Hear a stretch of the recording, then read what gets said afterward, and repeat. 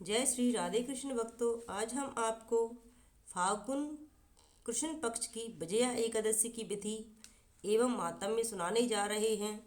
युधिष्ठिर बोले, फाल्गुन कृष्ण एकादशी का क्या नाम है, सो कृपा करके मुझसे कहिए। श्री कृष्ण बोले, हे राजेंद्र, इसका नाम विजया है। यह व्रत करने वालों को सदा विजय देने वाली है। इसके व्रत का मातम्य सब पापों को हरने वाला है। नारद जी ने ब्रह्मा जी से पूछा, हे सुरश्रेष्ठ, फागुन फागुन के कृष्ण पक्ष में विजया तिथि का व्रत और मातम्य कहिए। तब ब्रह्मा जी बोले, हे नारद, पापों को हरने वाली उत्तम कथा को मैं कहता हूँ, उसे सुनो। इस प्राचीन पवित्र और पापनाशक व्रत को मैंने किसी से भी नहीं कहा है। विजया एकादशी निसंदेह मनुष्यों को विजय देती है। विजया एकादशी की कथा।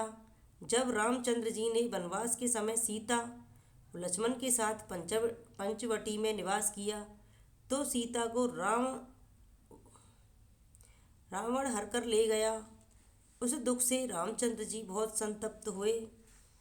वन में भ्रमण करते हुए आसन्न मृत्यु जटायु को देखा और कबंध नामक दैत्य को मारा। रामचंद्र जी से सीता जी का वृत्तांत कहकर जटायु भी मर गया। श्री रामचंद्र जी की सुग्रीव से मित्रता से वानरों की सेना इकट्ठी हुई। फिर हनुमान जी ने अशोक वाटिका में श्री जानकी जी को देखा। श्री राम जी की अंगूठी माता सीता को देकर श्री राम जी का काम किया और लौटकर श्री सीता जी का सब वृत्तांत कह सुनाया। श्री रामचंद्र जी ने सुग्रीव की सलाह से लंका को प्रस्थान किया।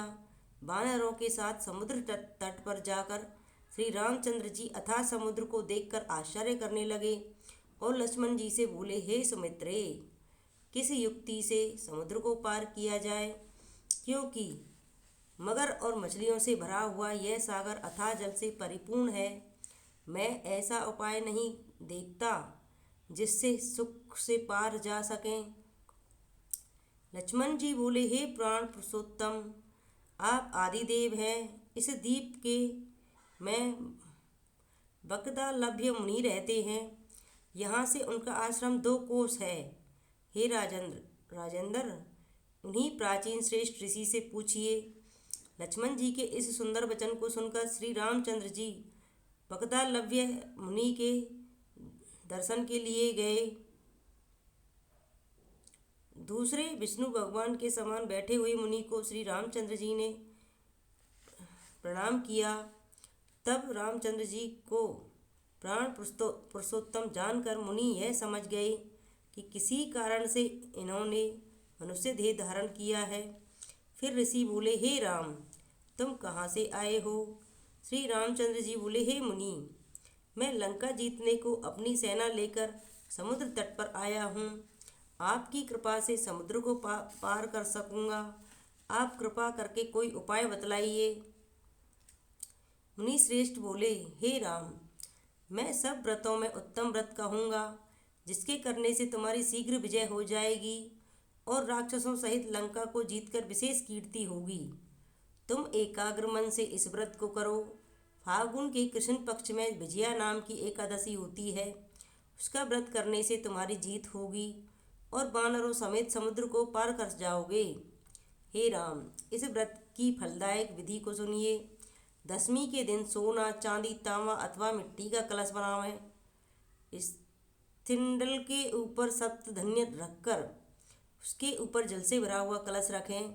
उसमें पंचपल्लव रखकर कलश के ऊपर सकोरे में जो रखें, उसके ऊपर स्वर्ण की बनी हुई नारायण की प्रतिमा रखें। एकादशी के दिन प्रातःकाल स्नान करें। कलश के ऊपर नारायण रखकर नारायण की मूर्ति का गंध, धूप, दीप, अनेक प्रकार की नैवेद्य और अनार से भक्ति भाव से पूजन करें और दिन को व्यतीत करें। मूर्ति के सम्मुख रात को जागरण करें। द्वादशी के दिन सूर्य उदय होने पर नदी, सरोवर अथवा जलाशय के पास जाकर उस कलश को ले जाकर विधि पूर्वक पूजन करें। हे राजेंद्र, मूर्ति समेत उस कलश को विद्वान ब्राह्मण को दे दे। मैं, हे राम, इस विधि से सेना समेत यत्नपूर्वक इस व्रत को करो, इससे तुम्हारी विजय होगी। इस वचन को सुनकर श्री रामचंद्र जी ने विधि पूर्वक इस व्रत को किया। इसके करने से श्री रामचंद्र जी की विजय हो गई। हे राजन, इस विधि से जो मनुष्य इस व्रत को करेगा, उनकी इस लोक और परलोक में सदा विजय होगी। ब्रह्मा जी बोले, हे पुत्र, इसलिए विजया का व्रत करना चाहिए। विजया का महात्म्य सब पापों का नाश करने वाला है। इसके पढ़ने और सुनने से अश्वमेध यज्ञ का फल मिलता है। इस प्रकार विजया एकादशी की व्रत कथा समाप्त हुई। जय श्री राधे कृष्ण भक्तों।